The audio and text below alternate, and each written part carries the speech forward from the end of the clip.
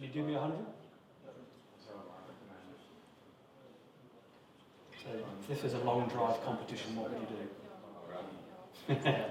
All right. Yeah. Good. Great. Might just, I think that hand sensor come unstuck, so.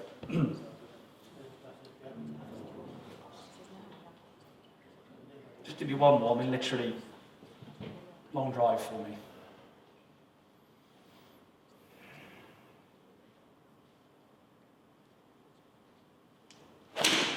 That's better.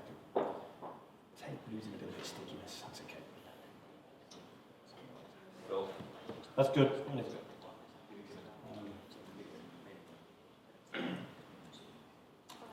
Okay.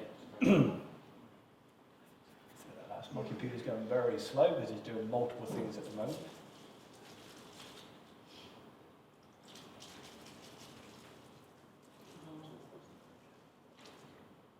Cool. Let's get you disconnected and then we can have a play around with this. Thank you, by the way, for that. It's great. So, David, I mean, we're getting disconnected, then perhaps you can share observations you have and kind of maybe questions that, even going back to the session with UC, August, July, maybe, and then we can maybe look to expand on maybe some of UC's observations and maybe questions that you guys have really. So. Do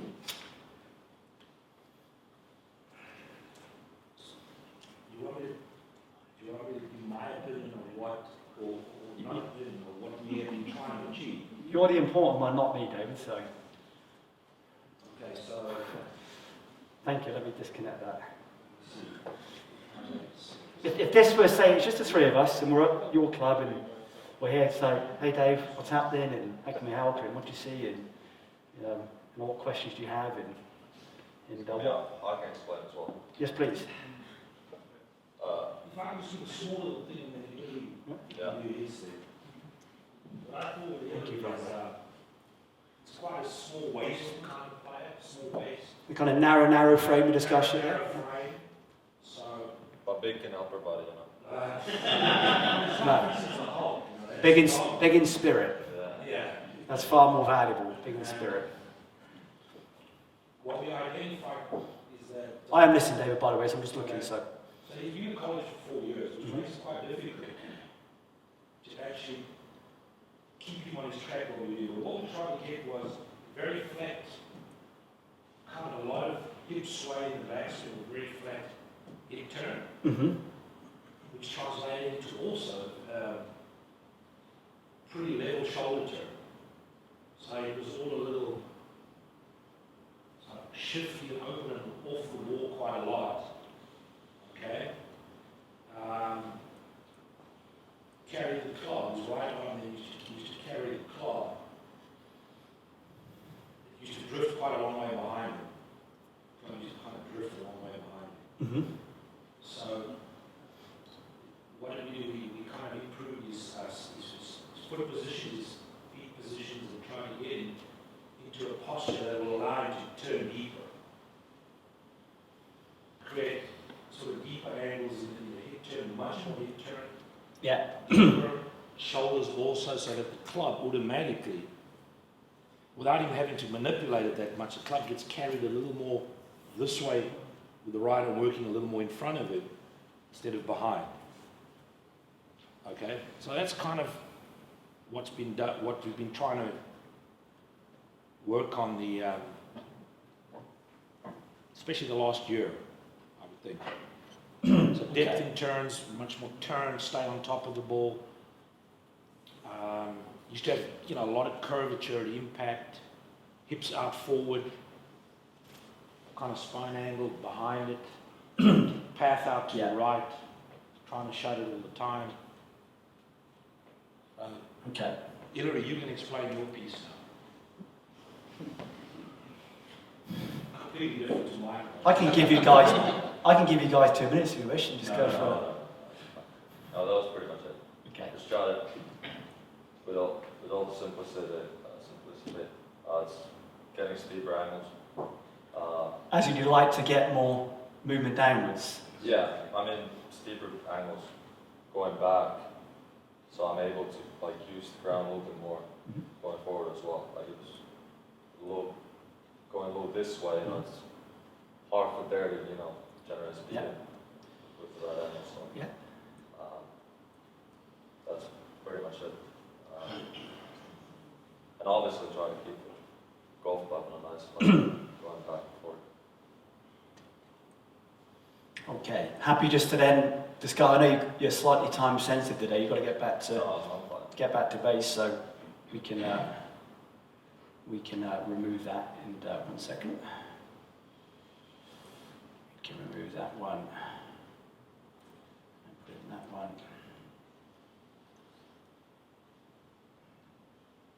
Okay. Cool. Right.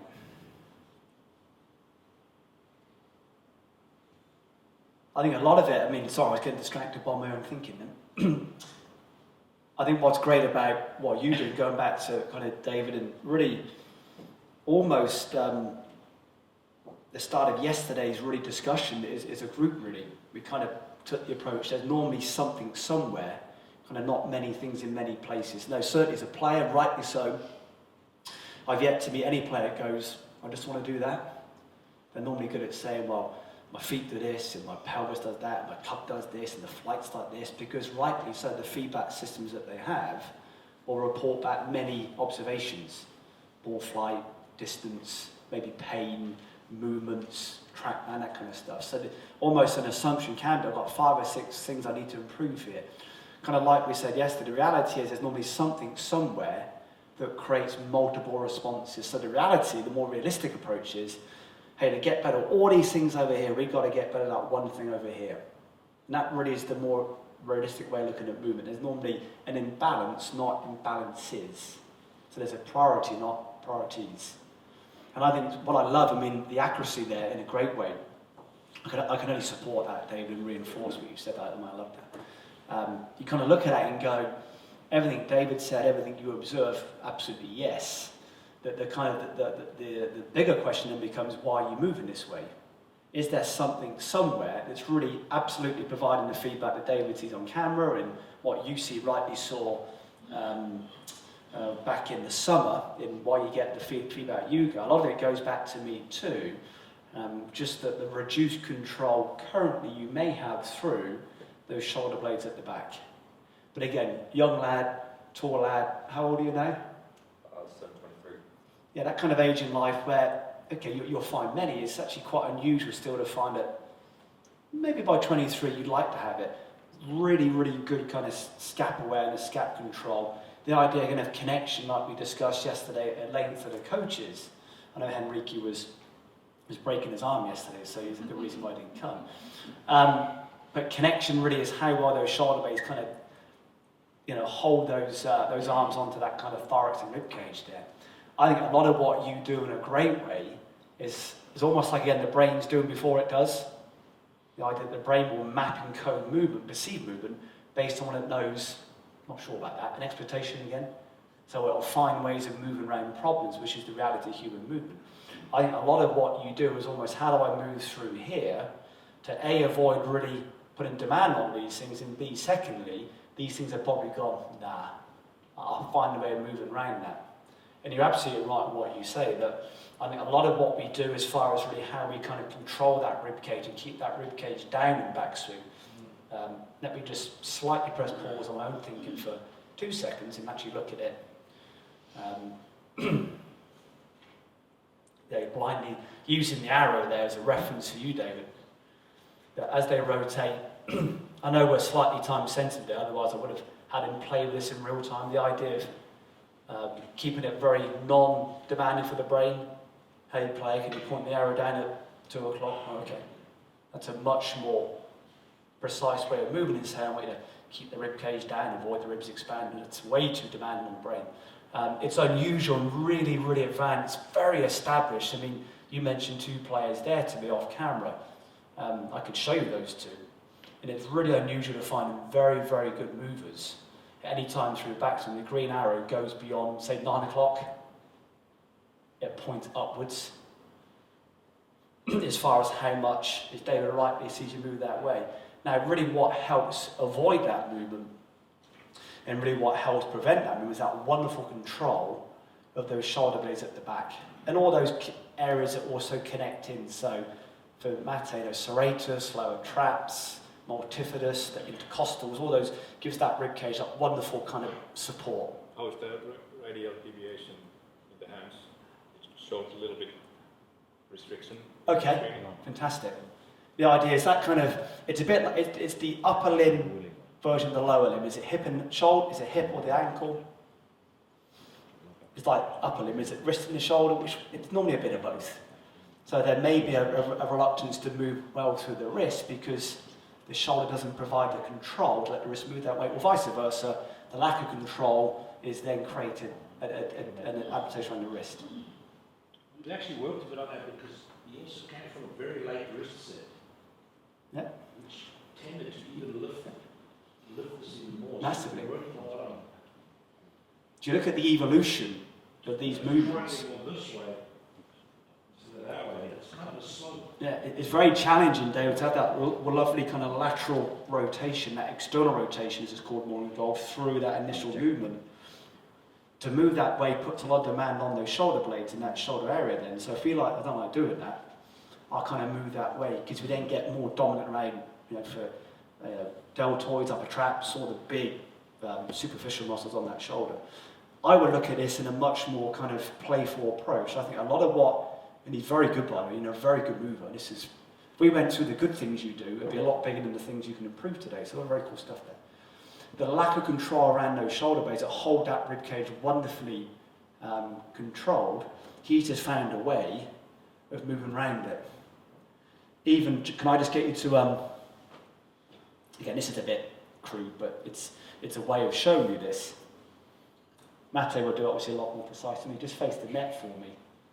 Look that way, just kind of relax down. So just stand up nice and tall for me. Just kind of relax. You can kind of pick him up by, lift him up by his shoulder blade. I mean, that's not ideal, but Mate or the stuff you do in training, I mean, that stuff's pretty, zero stress to resolve that. I mean, that really wants to be like glue. So he would need to get trainer to really improve that area of him that's going to help him. Yeah, absolutely right. So that's where, like you and I did back in March, it's those connections. A lot of what you completely agree. He uses the big erector spinae muscles at the back, the big the move muscles, because he doesn't like using currently those deep control muscles. So they produce rotations through here, because what he doesn't like doing through serratus, lower traps, those areas. We talk about that Easy. To do those serratus activations. Yeah. Strengthening. But I mean, to solve this is days and hours, not weeks and months. This is pretty low level to resolve this. That's why I then think, you look at it, I kind of describe it, like we said yesterday, if you had to go and play Open Championship tomorrow, to win the Open Championship, get better at what? You'd say, hey, the impact swing, just keep the rib cage pointing downwards.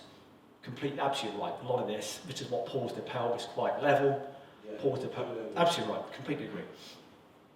But to really evolve through 2021, to really the aspiration now, let's really start to explore that shoulder blade control, because the add-on then becomes, going back to I think you and I discussed him yesterday at lunch, why is that rotation so delayed in downswing? Yeah.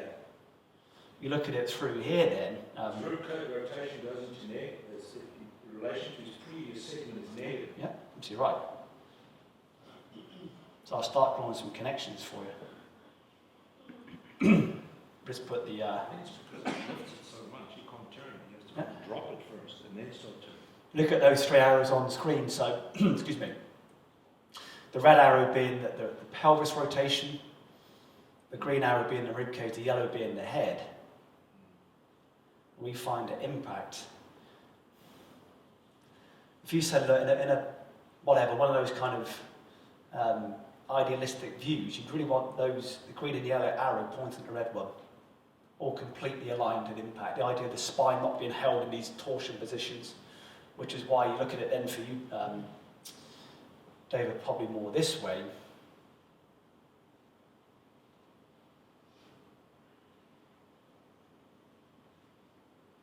So, I can actually use my computer, would be helpful. You look at then disproportionately how much rotation is pelvis relative to his ribcage relative to his head. So what he doesn't like doing through here,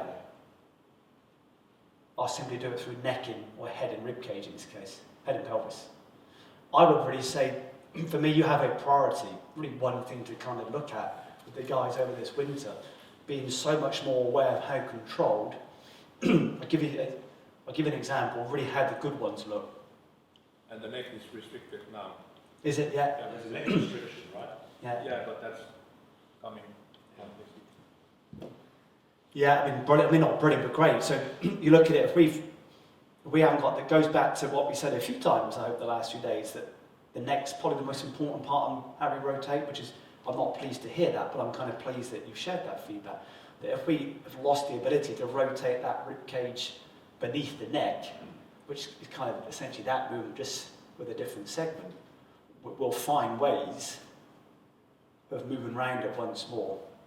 To give you an idea of a really good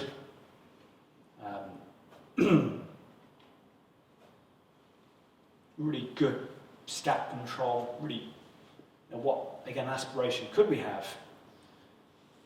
Oh, if I can even use a computer today, it would be very helpful. Here we go. Around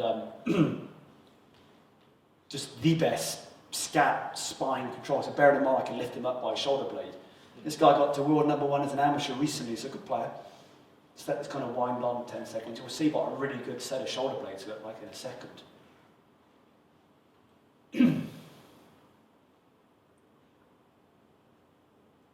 That's the competition. Good luck lifting those off his rib cage.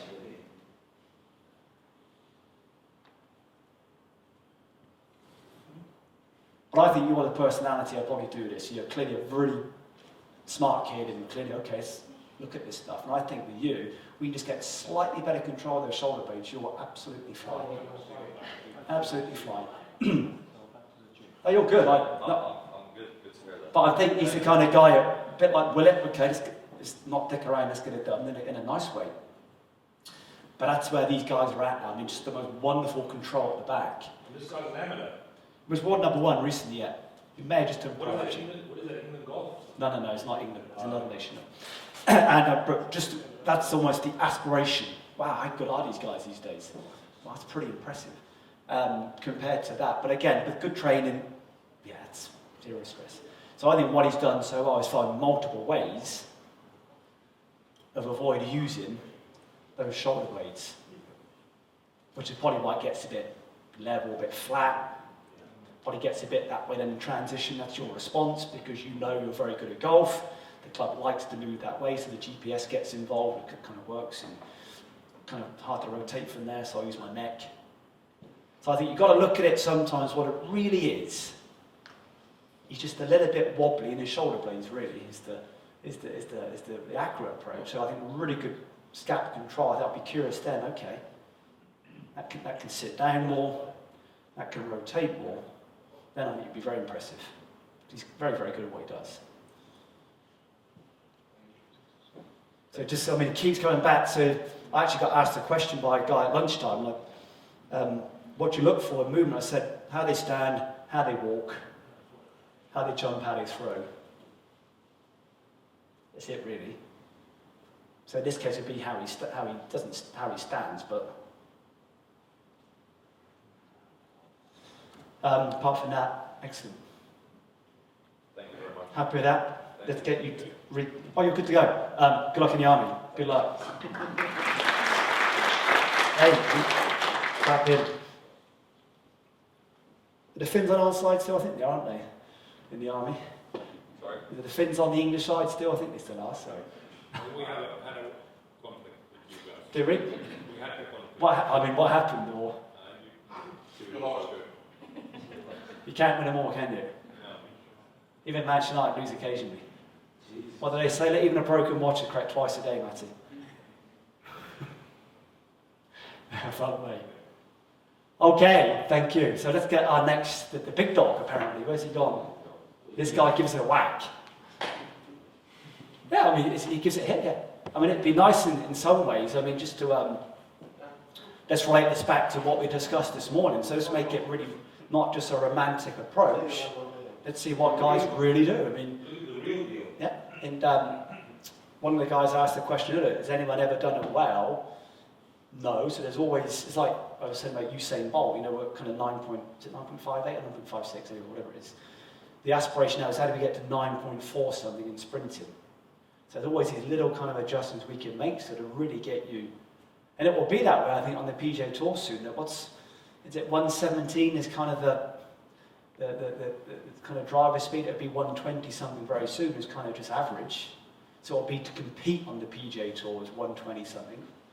To maybe really, really compete at that level, be getting up to mid 120s, high 120s soon. I was quite interested. I saw that thing that Parker Harrington said. He was kind of interested in listening to him. And he said within 5 to 10 years, there'll be 30 guys driving on board, 15 guys like us, and then the rest of us. But I'd almost add on and say I'd add on and say there'd be someone more than Bryson in 15 years. Bryson would be there'd be more than Bryson in 10 years' time, of course. That's good evolution. Despite that first slide, we haven't really devolved yet. Yesterday. So there'll be more guys now doing 9.5, 9.6 in sprinting. It's like I was saying, you think years ago, back in, was it 60? Do you know the guy Roger Bannister, the guy who broke the 4-minute mile, guy from Oxford in England? It was perceived that through physics, through biology, through physiology, humans cannot go lower than 4 minutes. We just can't do that. And then he did it now. 340 is pretty average in distance running. That's the kind of number. So it's only impossible until someone does it. It's a relative movement. Harrington, he said the jumps going to be even bigger in girls. I think if you get ladies, I think, am I right in saying this? Yeah, I think ladies that have got really good physiology, I think you'll see would be more advantaged than, say, boys with. I think the boys, the scale of it still, I mean, you look at, I did an interview with Webb Simpson, we said what a cool guy he is. He's not short, of course he's not, but he's 9th in the world. I think who was it this year? Him and someone else are kind of the highest ranked players in this 2020 year. So unbelievably relevant. Won at Hilton Head, top 10 at Augusta, on one of the biggest golf courses in those conditions, but not an absolute big dog. I think the young ladies, you get 3 or 4 girls that are really, really good, they're just put away. I think from the rest of most of the other females they compete against, because I think the scale will be too big. Perhaps the kind of middle group of female athletes compared to the really good females. I think you get someone like a Laura Davis 20 years ago, 30 years ago, was so good. Yeah, hard for a younger, tiny young lady to compete with Laura would have been. But I think the boys, it might be a little bit more compressed perhaps. That's only a very uneducated thought.